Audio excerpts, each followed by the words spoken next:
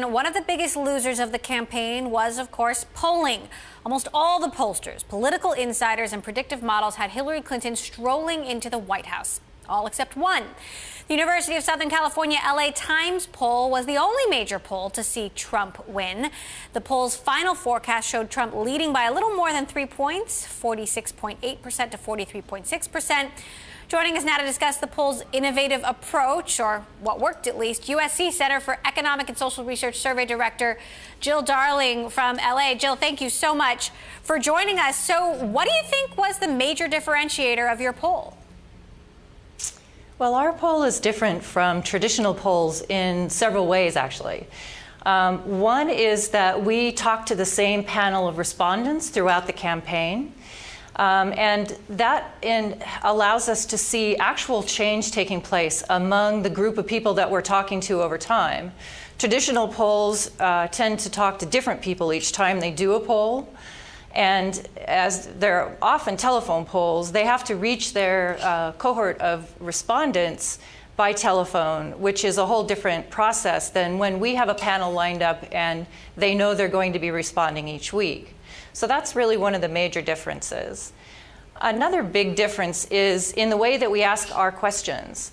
A traditional poll asks kind of an up and down question, which is, if the election were held today, would you vote for Clinton, Trump, or someone else?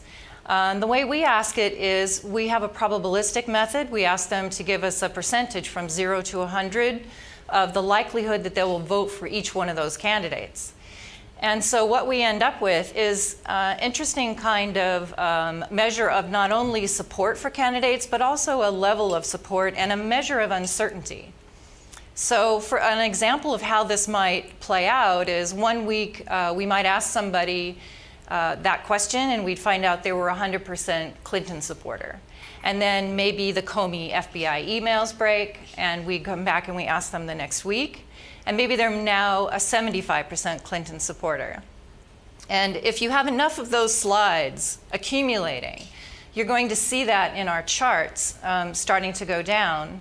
If you ask the same voter if they were going to vote today, would they vote for Clinton, Trump, or someone else? They might still say Clinton, or they might at least say they're leaning towards Clinton. Right. So what we have is a way of kind of almost like a fever chart of seeing how people are feeling about the candidate. So let's break down.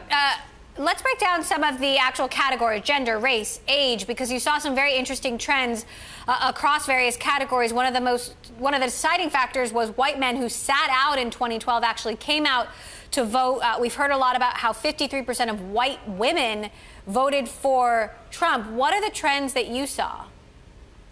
We absolutely did see that, and we found that all of the same things that you're seeing in the exit polls and others.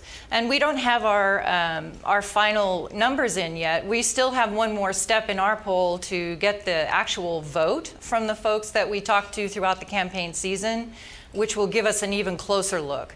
But in terms of what people were saying as they were heading towards the polls, we definitely saw that percentages of people who did not vote in 2012, higher percentages than would have normally been expected, definitely did come. And those categories are mainly lower educational levels, white, and more in the outside urban regions.